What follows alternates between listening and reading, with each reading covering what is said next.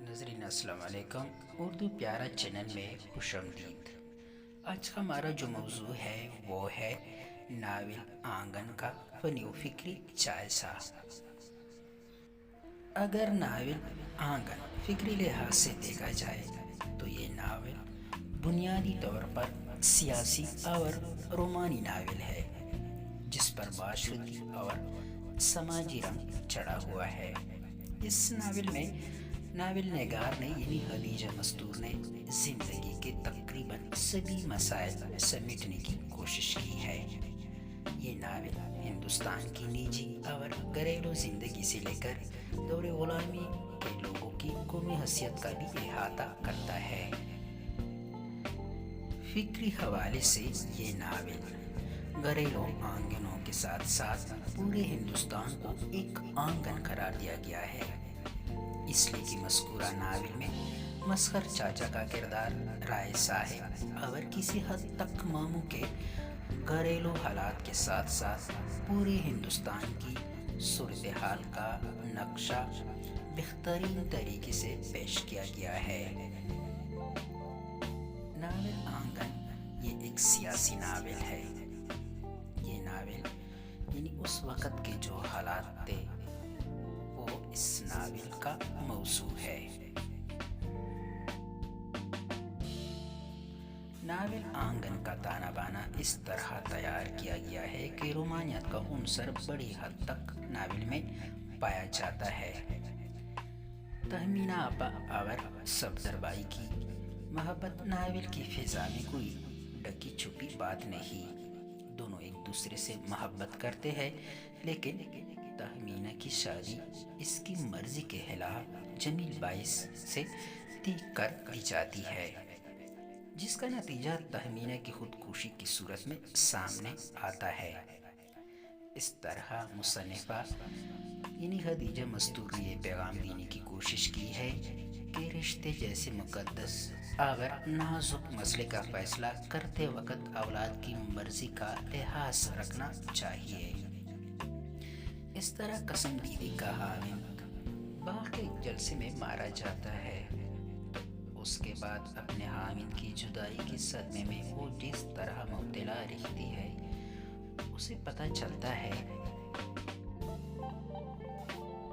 کہ واقعی قسم دیدی محبت ایفا اور وفا کی ایک عظیم دیوی ہے۔ اس کے یہ بول جو میں چاندی بچڑت ہو پیا گھونگھٹ میں آگ لگا دی تھی، اس کے دلی جذبات و احساسات کا بھرپور ترجمانی کرتے ہیں۔ مگر قسم دیدی کے حوالے سے ناول نگار نے انتہائی حقیقت نگاری اور نفسیات نگاری کا مظاہرہ کرتے ہوئے ایک تلخ حقیقت ظاہر کر دی ہے کہ وہ قسم دیدی جو اپنے خاوند کی یاد میں دن رات روتی تھی، آخر ایک غیر مرد کے ساتھ گھر سے بھاگ جاتی ہے۔ اس مقام پر خدیجہ مستور نے نفسیاتی حقیقت ظاہر کی ہے کہ محبت اور عورت و مرد کی قربت ایک فطری جذبہ ہے، دونوں ایک دوسرے کے بغیر نہیں رہ سکتے۔ جیسا کہ شروع میں کہا گیا ہے کہ ایک سیاسی سماجی ناول ہے۔ تحریک آزادی کا مسلمان گھرانوں کی زندگی اور مسلمانوں کے ذہنوں پر کیا اثر ہوا، ان سب کا احوال اس ناول میں موجود ہے۔ ناول میں انگریزی تہذیب و تمدن اور انگریزوں کی مخالفت ہی سے تحریک آزادی کا آغاز ہوتا دکھائی دیتا ہے۔ یعنی ڈیم پول کہنے پر مسخر چچا انگریز افسر کے سر پر ایسا وار کرتے ہیں کہ افسر کا سر پھوڑ ڈالتے ہیں۔ ناول نگار نے یہاں پر اس مقام کی عکاسی کر دی ہے جہاں غلامی کی زنجیریں ہندوستانی غلاموں کے لیے ناقابل برداشت ہو چکی تھی۔ یوں لگتا ہے کہ اب وہ ان زنجیروں کو پاش پاش کر دینا چاہتے ہیں۔ مسخر چچا کا کردار راہ آزادی کے ایسی ہی جن بازوں کی زندہ جاوید قربانیوں کی لازوال مثال جو تو کو غلام اتار پھینکنے کے ہاتھے اپنا تن و من قربان دینے پر تولے ہوئی ہے۔ ان کی ساری زندگیاں جیلوں میں کٹ گئی۔ بے شمار افراد ایسی بھی تھے جن کی اموات جیلوں میں واقع ہوئی۔ آزادی کا نام لینے کے جرم کی پاداش میں وہ آہنی سلاخوں کے پیچھے دھکیل دیے گئے، لیکن 2 بار جیتی جی اپنے پیاروں سے نہ مل سکے۔ ان کے آنکھیں آزادی کے چراغاں کو ترستی رہ گئی، لیکن جیل کے آہنی دروازوں سے ان کی لاشیں ہی باہر آ سکی۔ آزادی کی خاطر مظہر چچا کی طرح بے شمار لوگوں کے گھر اجڑے۔ آنگن ان سب تلخ حقائق کی عکاسی بھرپور انداز میں کرتی ہے۔ راہ آزادی کے مسافروں نے منزل آزادی تک پہنچنے کے لیے ہر طرح کی قربانی دی ہے۔ مظہر چچا کی طرح ملازمتوں سے ہاتھ دھوئے، گھر بار اجڑ دیے، بال بچے در بدر ہوئے۔ بڑے چچا کی طرح کاروبار کے آمدن اولاد پر خرچ کرنے کے بجائے تحریک آزادی کے مجاہدوں نے آزادی پر سب کچھ لٹا دیا، جس کی وجہ سے خاندانوں کی معاشی حالت بھی بگڑتی چلی جا رہی تھی۔ گھر میں شکیل جیسے معصوم بچوں کے لیے پڑھنے کو کتابیں نہ تھی، اس لیے کہ بڑے چچا جیسے مجاہد سب کچھ آزادی پر نچھاور کر رہے تھے۔ گھر میں ماں جیسی قریبی ہستی کی موت واقع ہو جاتی ہے، مگر لوگ ماں کا سکھ منانے کے بجائے آزادی حاصل کرنے کی جدوجہد میں ہمتاً مصروف رہتے ہیں۔ دوسری طرف مزید باریک بینی میں جاتے ہوئے مسلم لیگ اور کانگریس کی آویزش اور کشمکش کا ذکر بھی کیا گیا ہے۔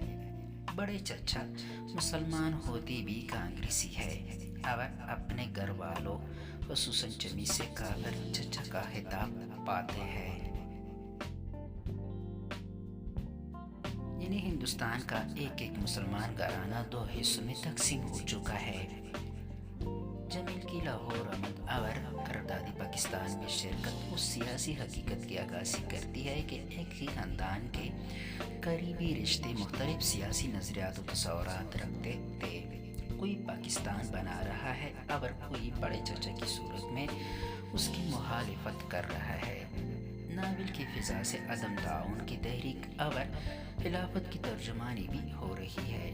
جذبہ آزادی اور تحریک خلافت کی متوالی مائیں اپنے جوان بیٹوں کو کھلے دل سے کہتی تھی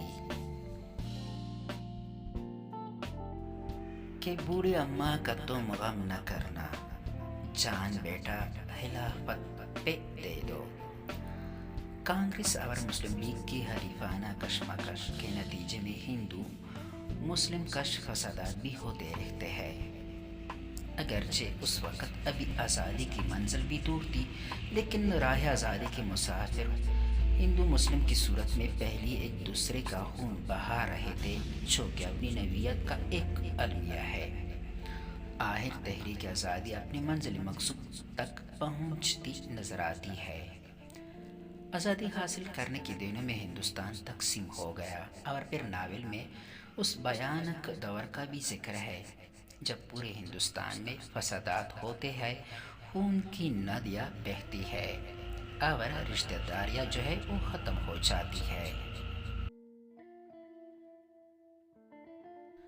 ہر طرف خون ہی خون ہے۔ ہندو مسلمان دشمنی میں یہاں تک بڑھ گئے ہے کہ ساری عمر کافر چچا اور ہندو مزاج کے تنے برداشت کرنے والے بڑے چچا کو قتل کر دیا جاتا ہے، جو کہ ایک کٹر کانگریسی تھے، لیکن ان کا گناہ صرف اتنا تھا کہ وہ مسلمان تھے۔ یہاں ناول نگاری نے خدیجہ مستور نے ایک لحاظ سے یہ حقیقت ظاہر کر دی ہے کہ کچھ بھی ہو جائے ہندو اور مسلمان ایک دوسرے کے دوست نہیں بن سکتے۔ مذہبی فرق اور عقیدے کی وجہ سے اگر موقع ملے تو بڑے چچا جیسے کٹر کانگریسی بھی ہندو کے وارثی نہیں بچ سکتے۔ ناول نگار نے اس حقیقت کی ہو عکاسی کر دی ہے کہ مسلمان تو کانگریسی تھے اور اب بھی ہے، لیکن کوئی ہندو تو اس وقت مسلم لیگی نہیں تھا، ورنہ اب ہے۔ خدیجہ مستور نے تقسیم کی صورت میں مہاجرین اور قافلوں کا ادھر ادھر آنا جانا بھی دکھایا ہے۔ راستے میں جس طرح قافلے لٹ پٹ جاتے ہیں، ناول نگار نے ہو بہو عکاسی و ترجمانی کر دی ہے۔ اما کے بھائی بہن کے لیے پاکستان میں ایک بنگلے کا بندوبست کر دیتا ہے اور کہیں سے چلی رسیدیں لا کر عالیہ کی موجودگی میں سمجھا جاتا ہے کہ اگر کوئی پوچھے تو کہنا فرنیچر ہم نے خریدا ہے۔ ناول نگار نے اس مقام پر طب الفاظ میں اس طرح جل سازی دھوکہ دہی اور چور بازاری کی جھلکی دکھا دی ہے جو آج پاکستانیوں کا شعار بنی ہوئی ہے۔ یہ تلخ حقیقت ایک بہت بڑا المیہ ہے اور یہ اس المیے کا آغاز پاکستان بنتی ہی ہو گیا تھا۔ راہ آزادی کے مجاہدوں نے جن کٹن اور نامساعد حالات میں آزادی حاصل کرنے کی خاطر اپنی جانوں کے نذرانے پیش کیے، ان کا ذکر انتہائی مؤثر انداز میں کر دیا گیا ہے۔ مگر سوال یہ پیدا ہوتا ہے کہ آیا ان مجاہدوں اور شہیدوں نے جو آزادی امانت کے طور پر ہمارے پاس چھوڑی، ہم اس کی حفاظت میں کہاں تک مخلص ہے؟ یہ سوال ہمارے لیے لمحہ فکریہ سے کم نہیں۔